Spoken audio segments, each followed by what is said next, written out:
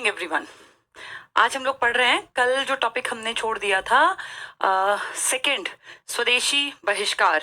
हमने बातचीत की थी कि किस तरीके से इंडिया में कांग्रेस का पहला फेज, जिसमें कि बुजुर्ग लोगों ने बहुत काम किया, दिखने वालों को लगा कि कुछ नहीं किया, उन्हें लगा कि कोई चेंज तो नहीं आ रहा, लेकिन एक मेंटल मेकअप कर रहे थे हमारे बुजुर्ग लोग, और उन लोगों ने दिमागी तौर पर सबल बना दिए, ऐसे लोग तैयार किए जो सोचने समझने की क्षमता से भरे हुए थे, जिसका फायदा मिला वीडी सावरकर जैसे लोगों को, जिसका फायदा मिला आगे जाके खुदीराम बोस जैसे लड़के तैयार मिले ना कि चीजों को समझ पाए। पहले तो ये सब समझ थी ही नहीं कि देश की आजादी की, क्रांति की, बराबरी की, या अंग्रेज हमारे देश में गलत तरीके से रह रहे हैं। हम 1857 के बाद बिल्कुल शांत बैठ गए थे। 40 साल बाद 1897 में चित्पावन जो ब्राह्मण कम्युनिटी थी, इन लोगों ने काम शुरू किया दोबारा से क्रांतिकारियों का, जिसको अंग्रेजों ने कहा ये आतंकवादी हैं। फिर हमने देखा कि किस तरीके से 1897 की बात तो फेमस नहीं हुई, लेकिन फिर 1905 में जब बंगाल विभाजन हुआ तो उसका विरोध किया बड़े लेवल पर, और उसी बीच में फिर श्यामजी कृष्ण वर्मा ने ब्रिटेन में इंडिया हाउस करके एक अपना काम धाम शुरू किया, जिसमें उन्हीं की सोच जैसी सोच रखने वाले सब यंग लड़के आके प्लानिंग्स करने लगे कि कैसे आजादी आए, कैसे लोगों को जगाएं, कैसे क्रांतिकारी भावनाएं पहुंचाएं, और कैसे पैसा अरेंज करें। इसी तरीके का एक ग्रुप बना 1913 में। ये तो 5 की घटना हो गई। 1913 में जिसने अमेरिका में गदर पार्टी नाम से अपना संगठन बनाया था, सोहन सिंह भाकना, जिसमें बाद में एक स्टैनफोर्ड यूनिवर्सिटी के प्रोफेसर भी जुड़ गए थे जिनका नाम था लाला हरदयाल जी, और उनके कारण बहुत सारे स्टूडेंट्स इस संगठन के मेंबर बन गए। इसका मेन काम था पैसे अरेंज करके हथियार खरीदना और वो हथियार सप्लाई करना इंडिया। अब इंडिया में हथियार चलाने के लिए, वेपन्स अंग्रेजों को मारने के लिए, इसकी ट्रेनिंग कहाँ ले, तो वो अखबार निकालते थे, अखबार में सारी बातें लिखते थे कि किस तरीके से इसको आप लोग जो है वेपन्स को चलाना सीखें, ट्रेनिंग लें, हमसे जुड़े। तो ये अखबार, ये मैगजीन कह लो अखबार, ये 6 महीने बाद ब्लॉक करवा दिया गया, बंद करवा दिया गया। इसका नाम गदर क्यों रखा, मैगजीन का भी, पार्टी का भी, संगठन का भी? क्योंकि गदर 1857 के उस घटना को गदर कहा जाता था, और ये उन्हीं की याद में स्टार्ट किया गया था। ये सब हमने पढ़ लिया था। इसके बाद आगे बढ़ते हैं। 1905 में हमने पढ़ा था स्वदेशी बहिष्कार, और इसी कारण फिर हमारे जो बड़े बड़े लीडर्स थे, जिसमें कि तिलक का नाम लिया जाता है, लाला जी का नाम लिया जाता है, ये जुड़ते चले गए। ठीक है, हमने कल 62 पेजेस पढ़ लिए थे। चलो यहां से पढ़ना शुरू करते हैं। स्वदेशी आंदोलन है। स्वदेशी क्या था? स्वदेशी बहिष्कार। ये ज्यादा प्रोमिनेंट कब बने, ज्यादा ऊंचे कब बने? जब अंग्रेजों ने बंगाल विभाजन में हम लोगों को डिवाइड करने के सारी अपनी एक बिसात बिछा दी कि भैया आप इंडियंस कुछ भी कर ले, एक हो नहीं पाएंगे। तब फिर हमारे लीडर्स ने कहा स्वदेशी, अपने देश का सामान यूज करो, प्रोडक्शन हमारे देश में होगा, मैन्युफैक्चरिंग होगी तो हमारे लोगों को काम मिलेगा, अंग्रेजों के सामान यूज करना बंद कर दो। ये कहलाया स्वदेशी। और बहिष्कार, इनके देखो, पहली चीज अपने देश में सामान बनाओ, स्वदेशी हो गया, इनके सामान बंद करो, बहिष्कार। तो स्वदेशी बहिष्कार पैरेलल चलने वाली चीजें थी, अलग अलग नहीं थी। अपने देश का सामान जब तुम इस्तेमाल करोगे तो ऑब्वियस सी बात है अंग्रेजों का सामान यूज करना बंद कर दोगे। तो स्वदेशी और बहिष्कार इकट्ठे चले बंगाल विभाजन के विरोध में। अब इसके बाद जो हमें आज से पढ़ना है, उन्हीं पॉइंट्स को हम आगे पढ़ रहे हैं। स्वदेशी आंदोलन ने, जो अपने देश की मैन्युफैक्चरिंग पर फोकस करता था, स्वदेशी आंदोलन ने समाज के उस बड़े वर्ग में राष्ट्रीय भावना को जगाया जो राष्ट्रीय से पूर्णतः अनभिज्ञ था। यानी हम लोग डम्ब हो गए थे, बिल्कुल शांत, सब कुछ सोचना समझना छोड़ दिया। ये जो था ना देश प्रेम, देश के लिए मरने मिटने की बात सोचना, ये सब हमने बीच में बंद कर दिया। 1857 की क्रांति में वो खौफ हमारे मन में अंग्रेजों ने बैठाया, सरेआम खुलेआम फांसी देके, कि हम 40 साल तक भूल ही गए कि हम लोगों को कुछ कर भी लेना चाहिए। तो अब ये क्रांतिकारी, जब एक प्लेटफॉर्म तैयार मिला हमें 1905 तक, तो 1905 के बाद इन लोगों ने क्या कहा कि वो कम्युनिटी जो सो गई थी, जिसको लग रहा था कि यार हमारी किस्मत ही ऐसी है, हम काले रंग का जो हमें भगवान ने ये हमारी स्किन बनाई है, हम लोग राज नहीं कर पाएंगे, हम लोग पवित्र नहीं है, जिनकी गोरी चमड़ी है ये राज करने के काबिल हैं। ये सोच इतनी मन में बैठ गई कि हमने पढ़ना लिखना, अच्छे काम करना, कुछ भी बेहतर करना सब बंद कर दिया। अब उनको जगाया। देखो क्या कहते हैं, कहते हैं कि राष्ट्रीय भावना को जगाया जो राष्ट्रीयता से पूर्णतः अनभिज्ञ थे। स्वदेशी, अपने देश का सामान, ने सर्वाधिक भारत की सांस्कृतिक विचारधारा को प्रभावित किया। हमारे अपने बनाए हुए कपड़े, हम क्यों अंग्रेजों के बनाए हुए कपड़े पहनने लग गए थे? हमारा जो चरखा था जिसपे कि हम प्योर बिल्कुल अपना कॉटन पहनते थे, वो बंद करके उनकी मशीनों के कपड़े पहनने लग गए। तो हमारे नेताओं ने फिर से कहा कि क्यों अपना सामान, तुम सोचो तुम्हारे इंडिया के लोग लोग ही प्रोडक्शन के मेन काम कर रहे हैं, तो पैसा भी तो उन्हीं के घर जाएगा। अब प्रोडक्शन कर रहा है ब्रिटेन, तो पैसा ब्रिटेन के घर जा रहा है। तो स्वदेशी ने वापस से कहा कि छोड़ो, महात्मा गांधी ने नहीं चरखा दोबारा से कि भैया सिंबल है ये कि हम अपनी आजादी तब हासिल करेंगे, पहले इसके ऊपर काम कर लें, तो वही था ये।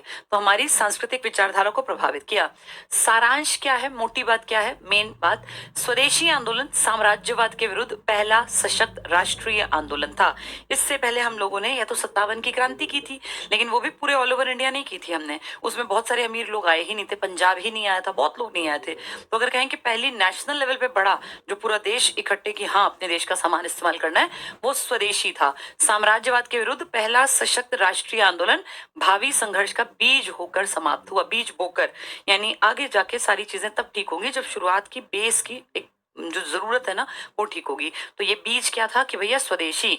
हम आज भी तो यही मानते हैं, इंडिया अगर सच में ग्रोथ करना चाहता है तो मैन्युफैक्चरिंग पे हमें काम करना पड़ेगा। हमारे देश में मैन्युफैक्चरिंग धीरे धीरे धीरे करके बंद होती जा रही है, और चाइना जो आगे बढ़ रहा है उसका मेन बेस है मैन्युफैक्चरिंग। चाइना सारे प्रोडक्ट बनाता है, ये माइक से लेके, कंघी से लेके, घर में ब्लेड से लेके, हमारी बेडशीट से लेके, हमारे जूते चप्पल से लेके, हमारे घर के टीवी, फ्रिज, फोन, कोई ऐसी चीज नहीं है जो चाइना प्रोडक्शन में ना बनाता हो। चाइना की इतनी बड़ी आबादी को रोजगार अपने आप मिल गया क्योंकि वो लोग प्रोडक्शन पे काम करते हैं, वो टेक्नोलॉजी सस्ती करने पे लगातार अपना दिमाग लगा रहे हैं। अब हम फंस गए बीच में, ना तो हम टेक्नोलॉजी पे काम कर पा रहे हैं क्योंकि टेक्नोलॉजी पे या तो चाइना या अमेरिका या यूरोप काम कर रहा है। तकनीक तो हम भी कर सकते हैं, ऐसा नहीं कि इन देशों में काम करने वाले बहुत सारे तो इंडियंस हैं, हमारे इंडियंस के दिमाग का यूज करके ही ये लोग आगे बढ़ रहे हैं। लेकिन दिक्कत क्या है, विडंबना क्या है, भारत में जब वही दिमाग वाला आदमी रहता है ना तो उसकी वैल्यू नहीं है, उसे नौकरी तक नहीं मिलती। इंडिया की ये हालत है। और जैसे ही वो इंसान बाहर गया उसको करोड़ों के पैकेजेस मिलने शुरू हो जाते हैं।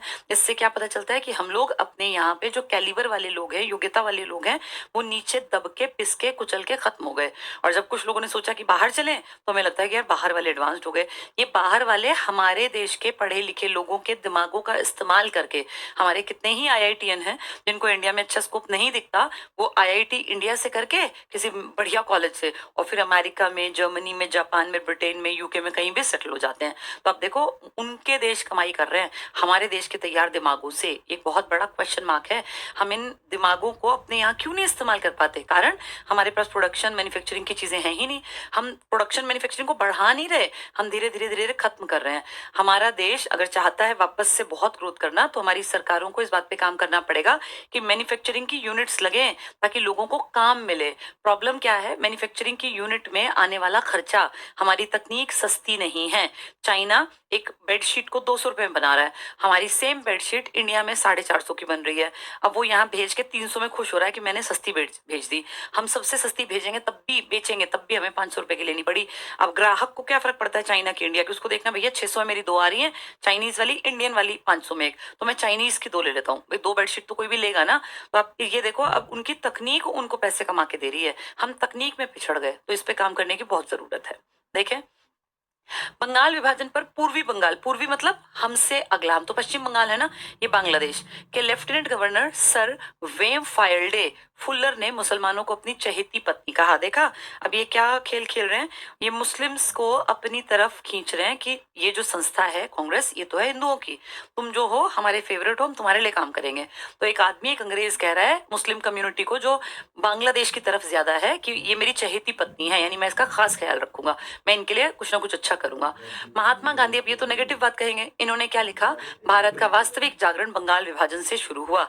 यानी ये कह रहे हैं कि बंगाल विभाजन नेगेटिव चीज है, लेकिन इससे हम सब, उस टाइम खैर गांधी जी इंडिया में नहीं थे, गांधी जी आए 1915 में, लेकिन बाहर बैठे भी तो सारी कहानी देख रहे थे। तो इन्होंने कहा जो इंडिया में जागरण लोगों में आया ना 1905 से पहले, तो हम एप्लीकेशन लिखने वाले थे, ये जो जागृति आई लाल बाल पाल टाइप की, ये 1905 की उस कलेश के कारण आई। कई बार क्या होता है, कुछ चीजें हमारा फायदा कर जाती हैं। लाल बाल पाल कभी भी ना उभर पाते, बुजुर्ग ही राज करते रहते कांग्रेस पर। अगर ये अंग्रेज गलती ना करते बंगाल के विभाजन की, बंगाल विभाजन पे जो अपने ये थे ना अपने बुजुर्ग और जवान, इनकी तूतू में हुई, जिससे कांग्रेस में फूट पड़ी। तो यही बात कह रहे हैं, गांधी कह रहे हैं इससे हमें सच में जागृति आई हमारे यहाँ। 1906 में कलकत्ता में आयोजित, अब इस अधिवेशन में क्या करेंगे, तिलक का नाम देंगे पर्ची पर और दादा दादा का नाम पढ़ते ही तिलक अपनी पर्ची उठा लेंगे कि मैं दादा के सामने खड़ा नहीं होऊंगा। 1906 बहुत इंपॉर्टेंट, कलकत्ता में आयोजित कांग्रेस के अधिवेशन में अध्यक्ष पद को लेकर उदारवादी बुजुर्ग और उग्रवादी नौजवान लड़के में विवाद उत्पन्न हो गया, लेकिन दादा भाई नौरोजी को अध्यक्ष के लिए चुनकर विवाद को समाप्त कर दिया, क्योंकि बुजुर्ग आदमी ये इतने थे, इनकी इज्जत इतनी ज्यादा थी कि लाला लाजपत राय और तिलक और पाल, बिपिन चंद्र पाल, इन सब ने कहा कि यार दादा का नाम अगर गया है ना तो अपना नाम देना भी बेवकूफी है। दादा की जो रिस्पेक्ट है समाज सोसाइटी में, ये पूरे देश की बेइज्जती है अगर उनकी टक्कर में कोई इलेक्शन में खड़ा हुआ तो। उनको इतना रिगार्ड, इतनी रिस्पेक्ट मिलनी चाहिए कि वो है तो वो अकेले खड़े होंगे, क्योंकि दादा आज के तो है नहीं, 1825 का एक आदमी जन्मा 1906 में, आप इमेजिन करो, और 19 साल में ये 100 साल के हो जाते, 81 ईयर्स के। और ये तिलक वगैरह ये 60, ये 40-45 साल के, 42 साल के। तो अपने आप ही फील होता है ना कि भाई एक एज अगर आप देख रहे हैं डबल एज के हैं, आपसे बहुत ज्यादा एक्सपीरियंस है, काम ज्यादा किया, तो आप उनके टक्कर में कैसे खड़े होंगे, गलत भी होगा। तो इसलिए आराम से 1906 में कलकत्ता में दादा बन गए। कलकत्ता के कांग्रेस अधिवेशन में उग्रवादियों ने, जवान लड़कों ने स्वदेशी की बात उठाई। ऐसा नहीं कि चुप बैठे, दादा अध्यक्ष थे लेकिन अपनी बात इन लोगों ने रखी। क्या बात रखी, स्वदेशी, अपने देश की मैन्युफैक्चरिंग, बहिष्कार करो विदेशी चीजों का, राष्ट्रीय शिक्षा, अपनी खुद की पढ़ाई हो। और कितने दुख की बात है कि आज 1906 को बीते भी कितने साल बीत गए, 2006 बीते भी 16-17 साल बीत गए, आज भी विदेशी शिक्षा ही एज इट इज चल रही है। ये जो पढ़ाई हम कर रहे हैं इसका भी बड़ा हिस्सा विदेशी प्रभावित है। मैं ये नहीं कहूंगी कि आज हम जो है संस्कृत पढ़ने लग जाए, वेद पुराण पढ़े, नहीं नहीं, जमाना बदल रहा है, मैथ साइंस कंपलसरी है, लेकिन जिस तरीके से पढ़ाई कराई जा रही है ना, क्रैमिंग बेस्ड, ये बहुत लंबा अच्छा फ्यूचर नहीं दे पाएगी, ये बात आपको समझनी है। आज इंडिया में किसी भी डिग्री के बाद हम ये कंफर्मेशन नहीं दे सकते कि ये करने से आपका भविष्य सेफ है या आप जिंदगी में कमाने खाने के लायक बन गए। अभी 2-3 दिन पहले एक रिसर्च में देख रही थी, आईआईटी से पास आउट बच्चों का इतना बुरा हाल है कि उन्हें नौकरियां नहीं मिल रही हैं। अगर इंडिया में आईआईटी का बुरा हाल हो गया तो बेटा फिर कुछ बचेगा ही नहीं, क्योंकि टफेस्ट एग्जाम मानते हैं यूपीएससी का, आईआईटी का, आईआईएम का। अगर इतना टफेस्ट एग्जाम पास करके कोई 5 साल जिंदगी के अपने ऊपर खर्च करके और फिर उसको कहा जाए कि नौकरी नहीं है, तो इसका मतलब तो नॉर्मल आदमी का तो फिर बनता ही बैठ जाएगा। तो ये तो बड़ी दिक्कत हो जाएगी। देखें क्या हुआ, तो शिक्षा के लिए काम किया इन्होंने कि भाई अपनी शिक्षा हो, और शासन से जुड़े 4, तो ये जवान आदमियों ने अपनी बातें मनवा ली बुजुर्ग आदमी के सामने भी। स्वदेशी पे काम करेंगे, बहिष्कार पे, नेशनल एजुकेशन और शासन। राष्ट्रीय कांग्रेस के कलकत्ता अधिवेशन में 1906 में दादा भाई नौरोजी ने पहली बार स्वराज शब्द का उल्लेख किया। ये पहली बार था इंडिया में ये वर्ड हमने सुना, किसी बड़े लीडर, जो कि नौरोजी तो बहुत बड़े हैं, दादा भाई नौरोजी, इन्होंने खड़े होकर कहा स्वराज यानी खुद का राज, अपना खुद का हमारा राज हो। ये वही आदमी है जो एप्लीकेशन लिखते थे, जो कहते थे कि अंग्रेज बड़े पवित्र आत्मा है, हमारा भला ही भला करेंगे। पहली बार एक बुजुर्ग इतने बड़े लेवल के लीडर ने कहा स्वराज यानी खुद का राज लाओ। बहुत बड़ा नारा था ये। दिसंबर 1907, अब कलेश शुरू होगा। 1907 को सूरत में होना कहा था, नागपुर में, लेकिन लास्ट मोमेंट पे चेंज कर दिया। सूरत में आयोजित कांग्रेस के वार्षिक अधिवेशन में उदारवादी बुजुर्ग और उग्रवादी यंग में अध्यक्ष के पद को लेकर विवाद 1905 से शुरू हुआ था, क्योंकि वो कलेश हुआ था 1905 में, बंगाल का विभाजन। तब से ये यंग लड़के कह रहे थे कि कांग्रेस कुछ नहीं कर रही, कांग्रेस के देखते देखते बटेगा ये, और बट गया। 1906 में मुस्लिम लीग बन गई, 1907 में अब ये खुल के सामने आ गए, आमने सामने 36 का आंकड़ा, सीधे तू में। ठीक है। उग्रपंथी यानी उग्रवादी जवान लड़कों वाला, जहां लाला लाजपत राय को कांग्रेस के सूरत अधिवेशन का अध्यक्ष बनाना चाहते थे, लाला लाजपत राय को बाद में, पहले तिलक को। पहले बात क्या हुई कि वे तिलक बनेंगे, तिलक ने सारी तैयारी की, सब लड़के तैयार किए अपने ढेर नौजवानों को, लेकिन एन मौके पे क्या हुआ, नागपुर से साइट बदल के कि भैया नहीं, नागपुर में नहीं करते, हम अधिवेशन करेंगे सूरत में। सूरत में ले गए, फिर क्या बोले कि हमारे आसपास के एरिया का कोई भी आदमी अध्यक्ष नहीं बनेगा, तो तिलक नहीं बनेंगे, सीधी बात है। तो फिर कहा कि ठीक है कोई बात नहीं, लाला जी तो पंजाब के हैं, इनको बना देते हैं। तो फिर लाला जी का नाम, लेकिन उस पर फिर कलेश छिड़ गया। तो क्या हुआ, लाला लाजपत राय को ये चाहते थे अध्यक्ष बने, अंततः लास्ट में लाला जी को नहीं बनाया, रास बिहारी घोष। ये बोस नहीं है, बोस थे बम वाले, वो तो क्रांतिकारी थे जिसने बम फेंका था बग्गी पर, लेकिन ये है घोष, ये उग्रवादी नहीं है, ये उदारवादी वाले हैं, बुजुर्गों वाले। अध्यक्ष बनना चाहते थे, वहीं उदारवादी रास बिहारी बोस ये घोष को, सॉरी घोष, बोस मेरे मुंह से निकल गया, वो बम वाले हैं, को कांग्रेस का अध्यक्ष बनाना चाहते थे। ये सेम लिख दिया है, ये लाइन यही है। अंततः रास बिहारी घोष अध्यक्ष बनने में सफल हुए। इसका मतलब बुजुर्गों की चली, जवानों की नहीं चली। जवान पहले कह रहे थे तिलक को बना लो, जब इन्होंने कहा कि तिलक नहीं बन सकता, तिलक के एरिया में तो सेशन हो रहा है, सेशन जिस जगह होगा वहां का नहीं बनेगा, तो बोले लाला जी को बना लो, वो तो पंजाब के हैं। तो फिर बोले नहीं, लाला जी भी नहीं बनेंगे, रास बिहारी घोष बनेंगे। ये कलेश का कारण था 1907 में। सम्मेलन में उग्रवादी जवान द्वारा 1906 में पास करवाए गए, 4 बातें पास करवाई थी ना इन जवान लड़कों ने पिछली बार भी, जब दादा ने स्वदेशी वर्ड इस्तेमाल किया। तो 4 बातें क्या थी? स्वदेशी, बहिष्कार, राष्ट्रीय शिक्षा, स्वशासन। अब इन्होंने फिर इसकी बात को, इसको लेकर विवाद और गहरा हो गया। तो इन लड़कों ने कहा, लाल बाल पाल ने, कि आपने किया क्या, देशी शिक्षा के लिए आपने क्या किया, कोई स्कूल कॉलेज खुलवाए, अंग्रेजों की शिक्षा क्यों पढ़ रहे हैं? तो इन बातों पे कलेश स्टार्ट हो गया और अंततः लास्ट में दोनों पक्षों में खुला संघर्ष, जूते चप्पल फेंक रहे हैं, के बाद कांग्रेस का पहला विभाजन हो गया। कांग्रेस जो अब तक सिर्फ बुजुर्गों की संस्था थी, 1885 से 1905, 5 के बंगाल विभाजन के बाद मन ही मन में कलेश स्टार्ट हुआ। 6 में जैसे तैसे दादा के कारण ये चुपचाप बैठे रहे, लेकिन इन्होंने कहा स्वदेशी, बहिष्कार, राष्ट्रीय शिक्षा और स्वशासन, खुद का शासन। लेकिन 1907 में ये कलेश सामने आ गया। क्यों? उस तरफ इन्होंने कहा तिलक, तो इन्होंने कहा तिलक नहीं बनेगा, तिलक की तो प्रॉपर्टी एरिया है ये। तो बोले ठीक है, फिर लाला जी भी नहीं बनेंगे। क्यों? रास बिहारी घोष बनेंगे। इस कलेश से उभरे तो फिर वही पुरानी बात है, तो इनका फाइनली हुआ अलग अलग हो जाओ। ठीक है। अप्रैल 1908 में इलाहाबाद में आयोजित कांग्रेस के वार्षिक अधिवेशन में, अब ये अलग अलग हो गए, अब ये जेल जाएंगे। कांग्रेस का एक नया संविधान, अब संविधान बदल दिया, सिर्फ बुजुर्ग रह गए, जवान तो गए साथ में, तो अब बुजुर्गों ने अपने हिसाब से संविधान बदल दिया। बैठकों को आयोजित करने के लिए एक नियमावली, नियम, एक भाई ये इस तरह के लोग यहाँ आएंगे क्योंकि पिछली बार पंगेबाजी हो गई, नियमावली तैयार कर ली। नवीन संविधान के प्रावधानों के अनुसार उग्रवादियों को अगले 7 साल तक कांग्रेस में नहीं घुसना, यानी जो हमने निकाल के भगाए हैं 1907 में, ये 1914 से पहले हमारी कांग्रेस में नहीं आएंगे। हमारी ये नियम है, ये शर्तें हैं, ये जो यहाँ आएगा उसको माननी पड़ेंगी। ऐसा क्यों किया? क्योंकि पिछले साल कलेश करके गए थे। कौन? वो यंग लड़के। तो इन्होंने अपनी नियमावली, अपना संविधान सब अलग अलग कर दिया, 7 साल तक बंद कर दिया। अब पढ़ते हैं मुस्लिम लीग, जो स्पेशल बनवा दी अंग्रेजों ने। लॉर्ड कर्जन ने बैकग्राउंड तैयार किया।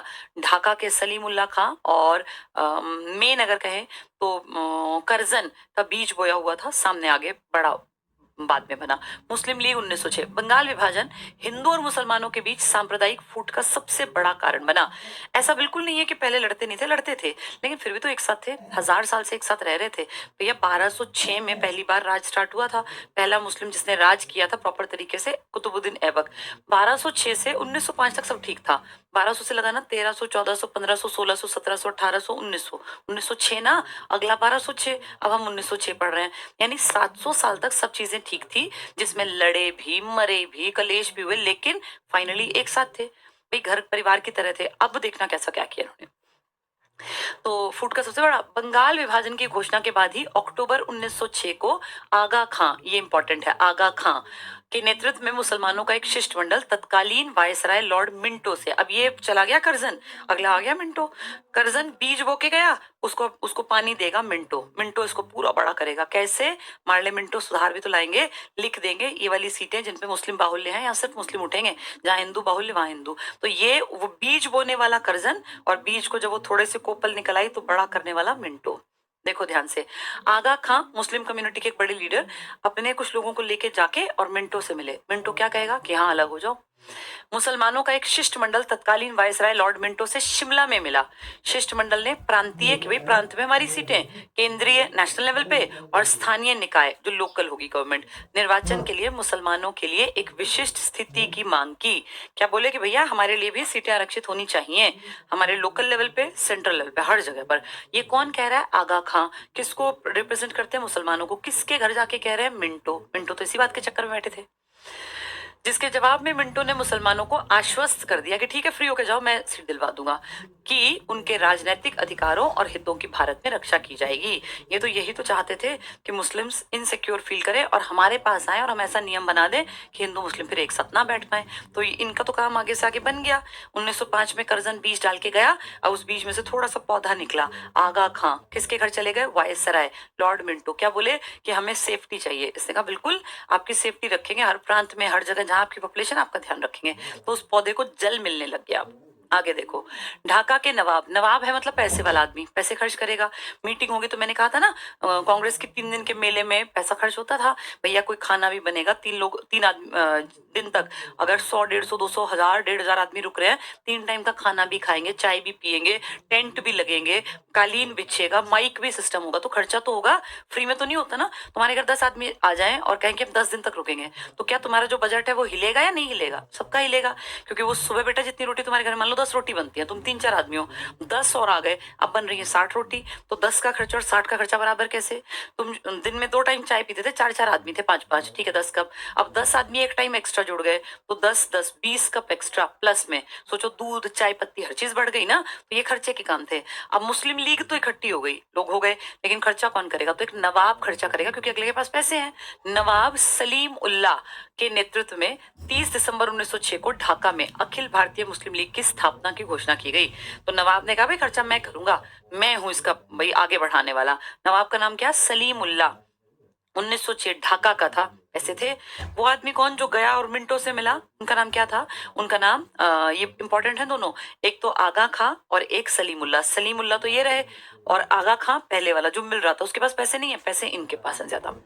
मुस्लिम लीग की स्थापना का मुख्य उद्देश्य क्या था? अंग्रेजों के मन में मुसलमानों के प्रति दया भाव रखना, ब्रिटिश सरकार के प्रति मुसलमानों में निष्ठा को बढ़ाना, ताकि अंग्रेजों के ऊपर मुसलमान निष्ठा दिखाएं। तो हमने भी तो ये किया था, 1885 से 1905 तक हमने भी निष्ठा दिखाई थी। हमारे भी बुजुर्ग लेटर लिखते थे।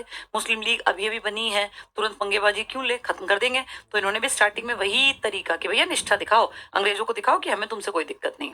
तो ब्रिटिश सरकार के प्रति मुसलमानों में निष्ठा को बढ़ाना, मुसलमानों के राजनीतिक अधिकारों की रक्षा करना, भाई हम राजनीति में हमारी सीटें फिक्स हों, तो ये काम करना। और भारतीय राष्ट्रीय कांग्रेस, ये नेगेटिव चीज करेंगे के प्रति मुसलमानों में घृणा फैलाना। सोचो, किसी का टारगेट था घृणा फैलाना, तो गलत बात तो है ही।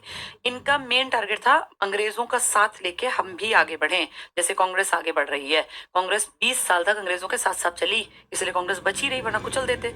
इसने भी स्टार्टिंग में क्या कहा कि इससे पंगेबाजी नहीं लेनी, देश छोड़ो बाद में देखेंगे, पहले अपने डेवलपमेंट करो, इनके साथ मिलके चलो अंग्रेजों के। मुस्लिम लीग के पहले अध्यक्ष वकार उल मुस्ताक हुसैन, वकार हुसैन याद कर लो, वकार उल मुस्ताक हुसैन, मुस्तका लिखा है, मुस्ताक है ये, वकार उल मुस्ताक हुसैन पहले अध्यक्ष। आगा खान ने पैसा नहीं लगाया, आगा खान ने इकट्ठा किया सबको। आगा खान गया मिंटो के पास कि जी हमें राजनीतिक अधिकार दिलवा दो, जहां जहां हमारे आदमी हो वहां हमारा ही सीट पे हमारा ही आदमी, हमारी कम्युनिटी, हमारे धर्म का आदमी खड़ा हो। ये बात किसने की? आगा खान ने। इसने, मिंटो ने कहा ठीक है भैया कोई दिक्कत नहीं। नवाब सलीमुल्लाह ने कहा सारा खर्चा मैं करूंगा, मैं अरेंज करूंगा अपने यहाँ ढाका में, जितने दिन रुकना, जितने आदमी आएंगे, सारा खाना पीना मेरी तरफ से। नवाब सलीमुल्लाह, नवाब पैसे वाला आदमी, ढाका में बैठक, और इकट्ठा किसने किया? आगा खां। तो ये दोनों इंपॉर्टेंट कैरेक्टर है, ठीक है। अब क्या कर रहे हैं, जो बैठक हुई उसमें कौन था? वकार उल मुस्ताक हुसैन, ये इसके अध्यक्ष बन गए। ये इसको ऐसे समझो, कांग्रेस के लिए काम किसने किया था? जो लॉर्ड डफरिन था उसके टाइम में, एओ ह्यूम ने। लेकिन सारी संस्थाओं को, जो पुरानियों को जोड़ा था, वो किसकी थी? सुरेंद्रनाथ बनर्जी की। जो अध्यक्ष बने थे? WC बनर्जी। सेम ऐसे यहाँ 3 आदमी। खर्चा कौन करेगा? नवाब सलीमुल्लाह। थॉट किसका है? आगा खां का। और फिर पहला अध्यक्ष कौन बनेगा? वकार उल मुस्ताक हुसैन। 3 अलग अलग आदमी। मुस्लिम लीग के 1908 में अमृतसर में हुए अधिवेशन में मुसलमानों के लिए अलग निर्वाचन मंडल की मांग की गई कि भैया हमारा इलेक्शन अलग हो, जहां मुस्लिम बाहुल्य वहां हमारा आदमी, जिसकी पूर्ति 1909 के मार्ले मिंटो सुधार में कर दी। अंग्रेज तो इसी चक्कर में तो थे कि कब मुसलमान अपने हक के लिए आएंगे तो हम इनको हक दे देंगे और अपने आप फूट पड़ जाएगी। ये तो इस चाहत पे बैठे थे कि मुसलमान आए और कहेंगे जी हमें हमारा हक दो, राजनीतिक अधिकार दिलवाओ। इनकी तो इच्छा पूरी हो रही थी। वो जो बीज डाल के गया था उसको पानी मार मार के अब ये पूरा पेड़ बना देंगे। अब आते हैं मार्ले मिंटो सुधार। 2 आदमी है, मार्ले और मिंटो। मिंटो हमारे यहाँ है, मार्ले लंदन में बैठा है, महारानी का सेक्रेटरी है ये। यहाँ की सारी बात सेक्रेटरी को इंपॉर्टेंट जो लगा वो महारानी को, वरना नहीं। तो ये 2 आदमी है, नाम है सुधार। रियलिटी में सिर्फ एक काम आपके काम आएगा, इन्होंने हिंदू मुसलमानों की सीटों को राजनीतिक तौर पर बांट दिया। भाई ढाका की सीट पे सिर्फ मुस्लिम उठेगा, वही बनेगा। भाई इस सीट पे सिर्फ हिंदू उठेगा, हिंदू बनेगा। यानी हिंदू मुसलमान जो पहले एक जैसे ही थे, चाहे लड़ते थे फिर भी एक जैसे थे। 1905 में बंगाल विभाजन विभाजन से बीज बो दिया कर्जन ने। कर्जन तो चलता बना, यहाँ आया मिंटो। मिंटो ने उनको क्या पट्टी पढ़ाई कि तुम अलग हो। सारा खर्चा किसने किया? नवाब सलीमुल्लाह ने।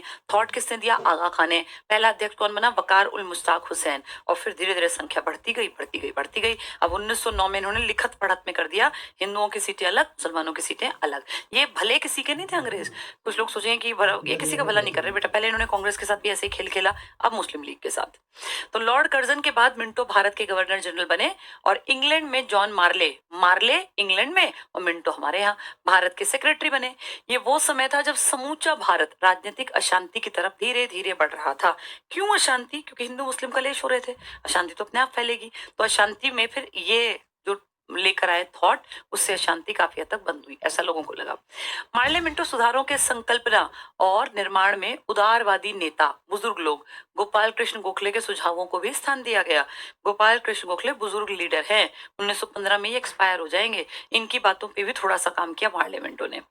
दिसंबर 1908 में भारत सचिव, ये वहां बैठा ब्रिटेन में सचिव, लॉर्ड मार्ले ने हाउस ऑफ लॉर्ड्स, अंग्रेजों की राज्यसभा में सुधार प्रस्तावों की व्याख्या की। वहां खड़े होकर पढ़ा जी ऐसे ऐसे इंडिया में मार्ले मिंटो सुधार हम करना चाहते हैं ताकि इंडिया आगे बढ़े, बढ़ाना नहीं था। और फरवरी 1909 को भारतीय परिषद विधेयक Indian council bill Morley Minto सुधार, असली नाम ये है, मार्ले मिंटो तो आदमी है, इंडियन काउंसिल बिल, सदन में रखा था। मई 1909 को विधेयक पास हुआ। देखो 17 फरवरी को इन्होंने रखा, फरवरी के बाद, फरवरी तो खत्म हो गई, मार्च अप्रैल मई, तीसरे महीने में पास हो गया। और नवंबर 99 को राजकीय अनुमोदन के बाद, वहां से ठप्पा लगने के बाद, भारतीय परिषद अधिनियम के नाम से लागू हुआ। अंग्रेज इसी फिराक में थे कि मुसलमान हमारी तरफ आ जाएं। 1909 में इनको काम करने का मौका मिल गया। 1909 के सुधारों के पीछे सरकार की दृढ़ इच्छा क्या थी? कांग्रेस के नरम अथवा उदारवादी नेताओं को प्रसन्न करना। तभी गोखले से पूछा ना, कितने चालाक है, देखो सबको खुश कर रहे हैं और सबका नुकसान कर रहे हैं अंग्रेज। तो इन्होंने क्या सोचा कि ये बुजुर्ग कैसे खुश होंगे, उदारवादी नेता, ठीक है। और इसके साथ साथ नेगेटिव चीज क्या बढ़ाएंगे? सांप्रदायिकता, हिंदू मुस्लिम के कलेश की भावना को दृढ़ करके उग्रवाद और क्रांतिकारी राष्ट्रवाद की शक्तियों का दमन करने की थी। कितने चालाक है, बुजुर्गों को खुश कर दो, हिंदू मुसलमानों को लड़वा के रखो। बुजुर्ग खुश किस बात से हो जाएंगे? देखो जी, हमने तो आपके गोपाल कृष्ण गोखले की बात भी सुनी थी, कलेश करवा के हिंदू मुसलमानों को लड़वाते रहो, अपनी रोटियां सेकते रहो। मार्ले मिंटो सुधारों का सबसे बुरा पक्ष क्या था? सबसे बुरी चीज जो आज तक हमें दुखी करती है वो था पृथक, यानी अलग। सुंदर सजा हुआ था, हाथी अलग, गाजे बाजे अलग। तो उससे क्या हुआ, ये बड़ा इंप्रेस्ड हुआ और इसने कहा क्यों कलकत्ता बैठे हो, दिल्ली आ जाओ। अप्रैल 1912 में दिल्ली में जब शिफ्ट कर रहे थे, हाथी पे बैठ के बड़ा खुश होके लॉर्ड हार्डिंग सेकंड एंट्री कर रहा था, तो हमारे रास बिहारी बोस ने नीचे से दाव देख के कि कब एकदम से बम फेंक दिया। वो बम क्या हुआ, उसका कंधा यहाँ से उड़ गया, वो बच गया, लेकिन जो महावत था, जो हाथी चला रहा था हमारा इंडियन, वो मर गया, ठीक है। तो 1911 में ब्रिटिश सम्राट जॉर्ज पंचम, बहुत इंपॉर्टेंट, महारानी मैरी के भारत आने पर उनके स्वागत के लिए दिल्ली में एक दरबार का आयोजन किया गया। दिल्ली दरबार में दिसंबर 1911 को सम्राट ने बंगाल विभाजन को रद्द घोषित कर दिया। लेकिन क्या फायदा, तब तक हिंदू मुस्लिम बट गए थे, सीटें बट गई थी। साथ ही कलकत्ता की जगह दिल्ली को भारत की नई राजधानी बनाने की घोषणा की गई और 1 अप्रैल 12 को दिल्ली को कलकत्ता की जगह भारत की नई राजधानी बनाया गया। इसी दिन की एंट्री पर तो फेंका था बम रास बिहारी बोस ने, बाद में कहां भाग गए थे? जापान, ठीक है। बंगाल विभाजन के रद्द होने के बाद, अब रद्द हो गया बंगाल, मतलब बंगाल बिहार उड़ीसा सब एक था। उड़ीसा और बिहार को बंगाल से अलग कर दिया गया, यानी जो सब पहले एक था, उड़ीसा बिहार बंगाल, बंगाल बांग्लादेश, अब इनको अलग अलग करके ये कहा कि ठीक है अलग मत करो, इकट्ठे कर दो। लेकिन अब आगे देखना क्या करेंगे, ये तो रद्द हो गया। उसके बाद उड़ीसा बिहार जो हमारे थे, इनको अलग कर दिया। असम को 1874 की स्थिति में लाया गया और सिलहट को असम में शामिल किया गया। यानी असम की बेल्ट जो नीचे उतरती थी ना, ये भी पहले बांग्लादेश के साथ ही लगी हुई थी, अभी भी लगी हुई है, तो वो भी इसका पार्ट थी। लेकिन अब ज्यादा फर्क नहीं पड़ेगा, अब ये सब बकवास है, हमारे ऊपर असर नहीं पड़ना क्योंकि मन से अलग हो गए। दिसंबर 1912 को कलकत्ता से दिल्ली के लिए राजधानी हस्तांतरण का दिन तय किया गया। अप्रैल में सब काम शुरू कर दिया, दिसंबर बोले ठीक है।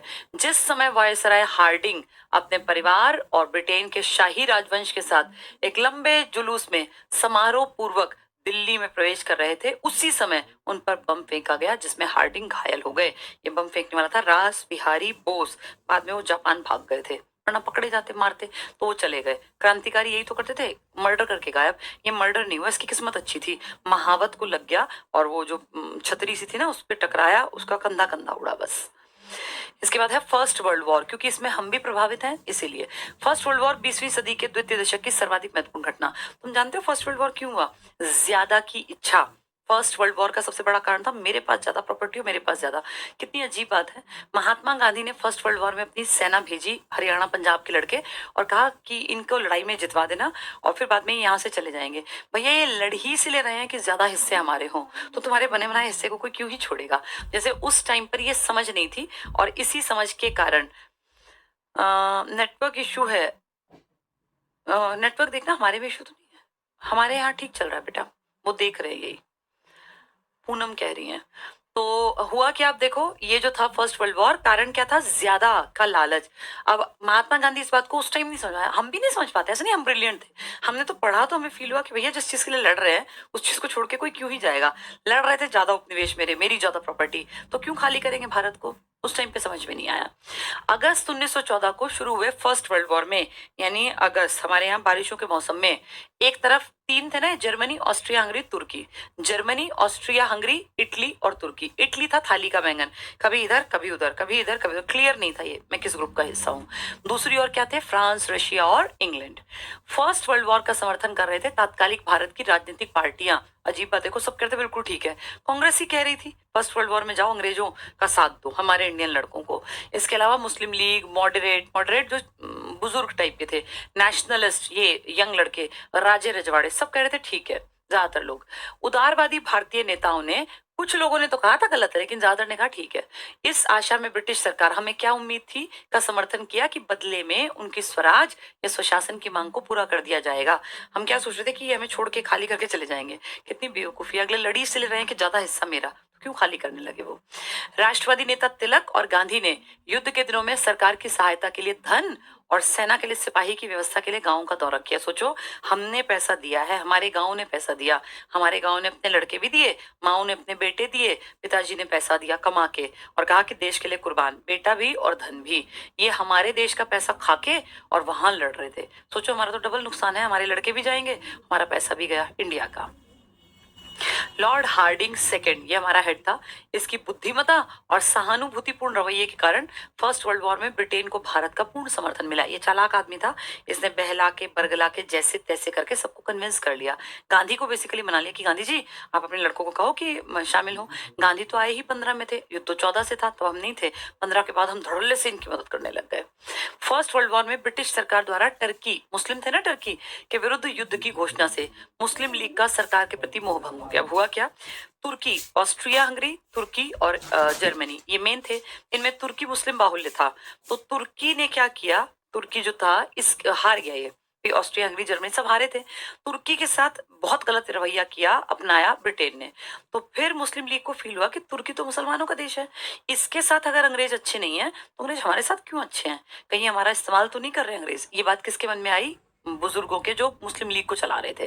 देखो, फर्स्ट वर्ल्ड वॉर में ब्रिटिश सरकार द्वारा टर्की के विरुद्ध, टर्की मुस्लिम कंट्री, युद्ध की घोषणा। अब ब्रिटिश कह रहा है कि मैं तुर्की को देखूंगा, और तुर्की है मुसलमान, तो मुस्लिम लीग का सरकार के प्रति मोहबंद। अब मुस्लिम लीग को लगा यार ये हम किसकी मदद कर रहे थे, ये तो हमारे सगे हैं ही नहीं, हम इनको सगा मान रहे थे, और ये लोग तो हमारे सबसे जो इंपॉर्टेंट देश है उसी को खत्म करना चाहते हैं।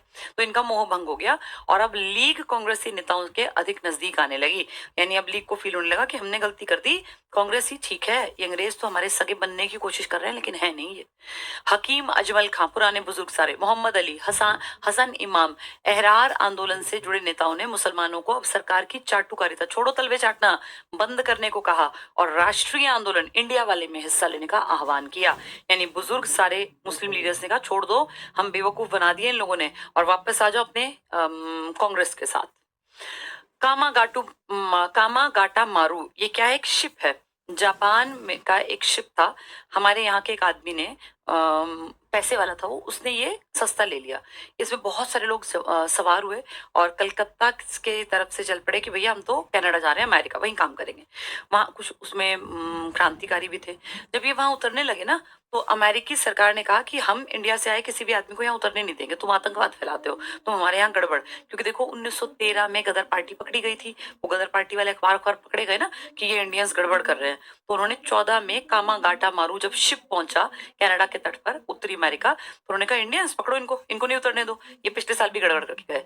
अब ज्यादातर लोग क्या थे, सिख था वो आदमी जिसने ये खरीदा था पानी का जहाज। तो सबको फील हुआ अमेरिका में कि इंडियंस को यहाँ बुलाना मतलब ये आतंकवाद को बढ़ावा देंगे, तो इसलिए उन्होंने हमारे शिप पे लोगों को जबरदस्ती वापस चढ़ा दिया। सोचो कितना लंबा सफर तय करके गए, तब स्पीड भी ज्यादा नहीं हुआ करती थी। वापस आए आए तो हमारी ब्रिटिश सरकार ने जो हमारे ऊपर राज करती, इनमें से बहुत लोगों को अंधाधुंध फायरिंग करके मार दिया। जैसे क्या तुक बनता है, एक देश के लोग गए सवार होके, दूसरे देश ने उतरने नहीं दिया, वापस आए अपने देश में तो मार दिए गए। उनकी गलती क्या, कुछ भी नहीं। देखो कामा गाटा मारू शिप का नाम है। प्रकरण कनाडा में भारतीयों के प्रवेश से संबंधित विवाद था, घुसने नहीं दिया था 1914 में। अब क्या हुआ, इस बीच में कांग्रेस में फूट पड़े हुए 7 साल वाला फंडा भी पूरा हो गया, क्योंकि उन्होंने कहा था ना 7 साल तक इनको घुसने मत देना। हो गए 7 साल, 1907 में अलग हुए थे, 8 9 10 11 12 13 14 15 16 9 साल हो गए। अब आएंगे लोग। उस बीच में पहले ये तिलक रिहा होके आए, मांडले जेल से रिहा होके आए, तो कहा कहाँ काम करूं, अभी कांग्रेस में तो हिसाब है नहीं। तो उन्होंने एक ज्वाइन कर लिया, एक लेडी ने काम कर रखा था, मैंने आपको बताया था थियोसोफिकल सोसाइटी, याद करो पिछले पिछले चैप्टर में पढ़ाया था, उसमें मैडम ब्लावात्स्की, कर्नल अलकॉट, उसके बाद इंडिया में एनी बेसेंट, तो एनी के साथ काम करेंगे। अब ये लखनऊ अधिवेशन 16 की 2 महत्वपूर्ण घटनाएं। 16 में क्या हुआ, सब इकट्ठे हुए, कांग्रेस मुस्लिम लीग नरम गरम, और सबने फील किया कि यार हम लोग बेवकूफ बने, इतने साल हम अलग अलग रहे, फायदा क्या हुआ। गरम और नरम ने बैठ के रियलाइज किया, गरम वालों को क्या मिला, जेल की सजा, 6 साल से बंद पड़े थे। क्या कर लिया तिलक ने, देश के लिए एक मैसेज भी नहीं छोड़ पाए, क्योंकि मैसेज बाहर नहीं आता, वहां गलते रहे, सड़ते रहे, गंदगी में पड़े रहे। तिलक को खुद ही फील हुआ कि यार मैंने जो किया, भाई हम लड़े झगड़े जो भी किया, लेकिन इसका निकला क्या।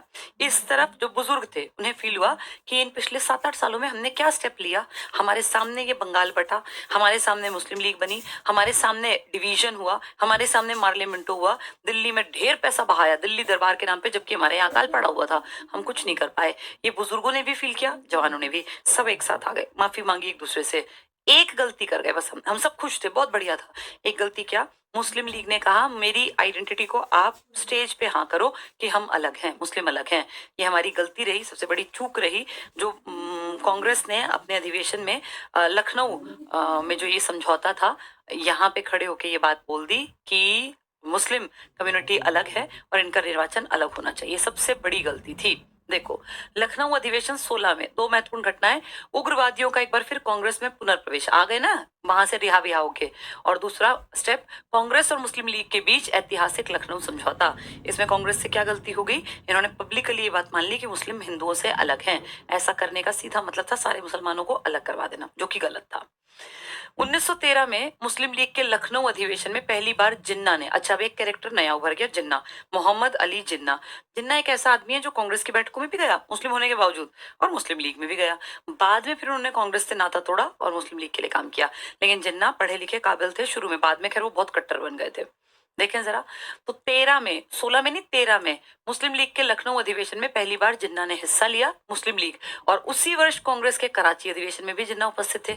इसका मतलब 1913 में एक आदमी जो पाकिस्तान का निर्माता है, जिन्ना, मोहम्मद अली जिन्ना, एक तरफ गए कराची की भैया क्या मीटिंग कर रही है कांग्रेस, देख के आता हूँ, और एक तरफ उन्होंने लखनऊ में देखा कि हमारी मुस्लिम लीग क्या कर रही है।